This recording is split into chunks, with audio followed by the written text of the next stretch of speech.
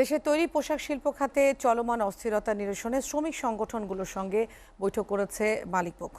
বৈঠকে আজ থেকে দেশের সব পোশাক কারখানা খোলার সিদ্ধান্ত নেওয়া হয়েছে। এই বিষয়ে খবর জানাতে সাভার থেকে সরাসরি যোগ দিচ্ছেন আমাদের সহকর্মী সাদ্দাম হোসেন। সাদ্দাম, সাভারের আশুলিয়া গাজীপুরে যে পোশাক কারখানা রয়েছে সেখানকার সর্বশেষ পরিস্থিতি জানান। শ্রমিকরা কি যোগ দিচ্ছে কিনা, মালিকপক্ষ আসলে কি সিদ্ধান্তে আসলেন?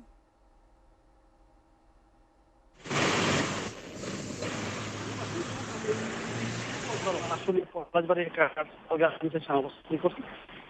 চলমান পরিস্থিতিতে দেখা যায় যে এই শিল্প কারখানা কিন্তু বেশ কিছু যাবত অস্থিরতা বিরাজ করছিল।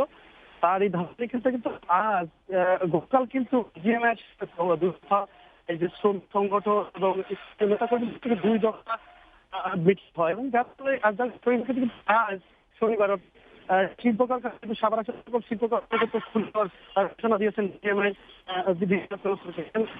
প্রচুর পরিমাণ কিন্তু আইন শৃঙ্খলা বাহিনী এবং কিন্তু রয়েছেন আজকে এই শিল্প কলকারখানায় কিন্তু সেক্ষেত্রে কিন্তু যৌথ বাহিনীর যে অভিযান সে অভিযান কিন্তু অব্যাহত রেখেছেন এই আইন শৃঙ্খলা বাহিনী, এমনটাই কিন্তু আমরা জানতে পেরেছি। এবং আমি যদি একটু দেখাই, আমি কিন্তু এই মুহূর্তে রয়েছি শিল্পস্থল আসলে পলাশবাড়ি এলাকার পালগ্রামকে সামনে অবস্থান করছি।